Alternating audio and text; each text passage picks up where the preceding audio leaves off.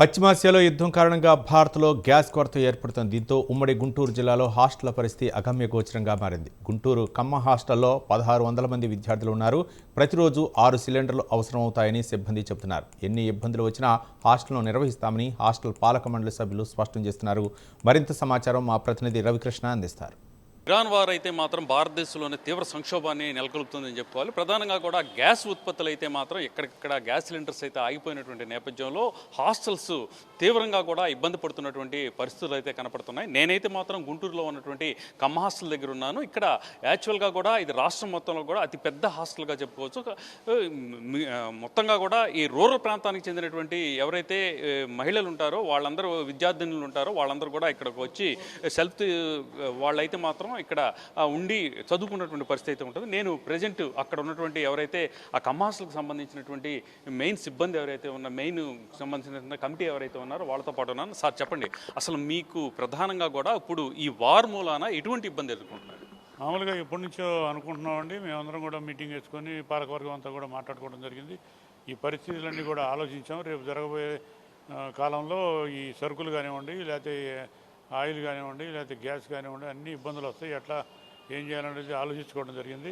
సరే, దాని మీద అందరం ఆలోచించుకొని దానికి మనం ఎట్లా చేయాలి ఏంటి అనే దానికి గ్యాస్ అయితే బాగా స్కేర్సిటీ వచ్చేసింది. ఆల్రెడీ గవర్నమెంట్ ప్రభుత్వం కూడా అనౌన్స్ చేయడం జరిగింది. మాకు చాలా ఇబ్బందిగా ఉంది. రోజుకి మాకు 5-6 సిలిండర్లు పైన పడతాయి. 1600 మంది పిల్లలు ఉన్నారు. అందరూ కూడా గ్రామీణ ప్రాంతాల నుంచి వచ్చారు. మరి వాళ్ళందరికీ మరి ఇక్కడ అకామిడేషను ప్లస్ ఫుడ్ ఇవన్నీ కూడా కల్పించాలంటే మాకు అందుట్లో కూడా ఇంకోటి ఏంటంటే మాది నాన్ ప్రాఫిటబుల్ ఆర్గనైజేషను. ఒక పైసా కూడా ప్రాఫిట్ లేకుండా నడుపుతున్నాం. మరి సొంతంగా అందరూ పెద్దలందరూ దాతలందరూ కూడా సహకరిస్తేనే ఇక్కడ జరుగుతూ ఉంది. మరి వాటన్నిటికీ కూడా ప్రభుత్వానికి మేము విన్నవించుకోవడం జరిగింది. కలెక్టర్ గారికి కూడా లెటర్ పెట్టాము. మిగతా వాళ్ళందరూ మనకి ఇప్పుడు కూటమి ప్రభుత్వం కానివ్వండి, మోడీ గారు కానివ్వండి, చంద్రబాబు నాయుడు గారు కానివ్వండి, అందరికీ కూడా ఇన్ఫర్మేషన్ అంతా తెలుసు. మనం వాళ్ళకి చెప్పుకునేది లేదు. వాళ్ళు కూడా ఇంకా సహకరిస్తారు అని చెప్పి తెలిసి మేము మా ప్రయత్నంగా మేము కమిటీ అంతా తీర్మానం చేసి లెటర్ పెట్టడం జరిగింది. మాకు ఎట్టి పరిస్థితుల్లో కూడా కొంచెం అవకాశం కల్పించండి. హాస్టల్ వరకు పిల్లల వరకు కూడా చదువుకుంటున్నారు వచ్చి ఇక్కడ.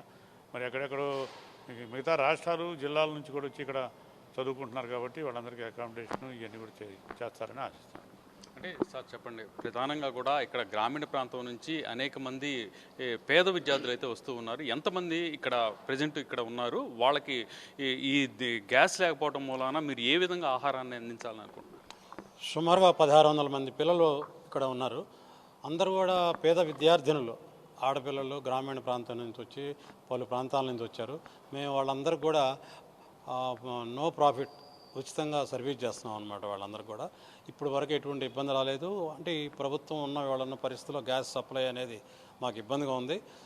ప్రభుత్వం మాకు ఆదుకుంటుందని అనుకున్నాం. ఆదుకోకపోతే మటుకు ఆల్టర్నేట్ ఏదో ప్లాన్ చేస్తాం, కానీ ఆడపిల్లల మటుకు మేము ఇబ్బంది పడినాము.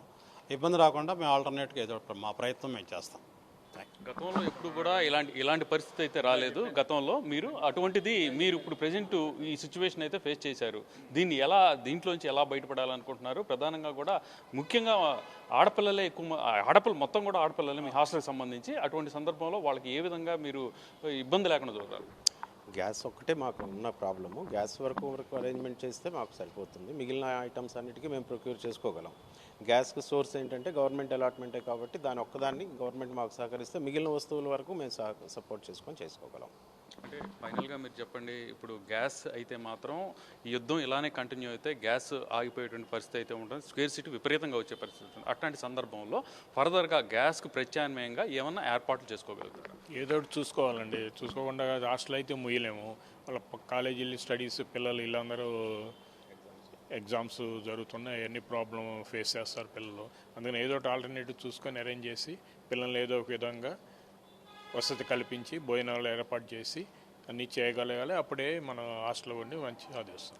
అంటే ఫైనల్గా ఒక మాట చెప్పండి, ఇక్కడ ఎక్కువగా కూడా విద్యార్థులు ఉన్నారు. వీళ్ళు ఏ సెక్షన్ అంటే పీజీ నుంచి ఉన్నారా లేకపోతే ఇంజనీరింగ్ నుంచి ఉన్నారా? ఎక్కువ మంది దేంట్లో ఉన్నారు? డిగ్రీ నుంచి ఉన్నారు. డిగ్రీ నుంచి ఇంటర్మీడియట్, డిగ్రీ వాళ్ళు ఎక్కువ బీటెక్ వాళ్ళు 85% ఉన్నారు.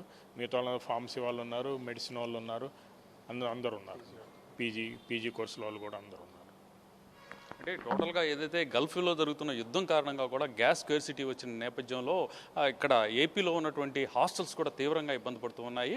ఇక్కడ ఏదైతే కమ్మ హాస్టల్ ఉందో కమ్మ హాస్టల్కి సంబంధించి నాన్ ప్రాఫిటబుల్ ఆర్గనైజేషన్ ఆ కమ్యూనిటీకి సంబంధించి పేదలందరికీ కూడా వీళ్ళైతే మాత్రం అక్కడ ఉన్నటువంటి విద్యార్థులకైతే మాత్రం వసతి అందిస్తున్నటువంటి నేపథ్యంలో ఇప్పుడు గ్యాస్ లేకపోవడం తీవ్రంగా కూడా ఇబ్బంది పడుతున్నటువంటి పరిస్థితులు. ఈ సంక్షోభం నుంచి ఏ విధంగా అయినా సరే తమను గట్టించాలని చెప్పి ప్రభుత్వాన్ని అయితే కోరుకుంటున్న పరిస్థితి అయితే కనపడుతుంది. కెమెరా పర్సన్ లక్ష్మణ్తో రవికృష్ణ, ప్రైమ్9 న్యూస్.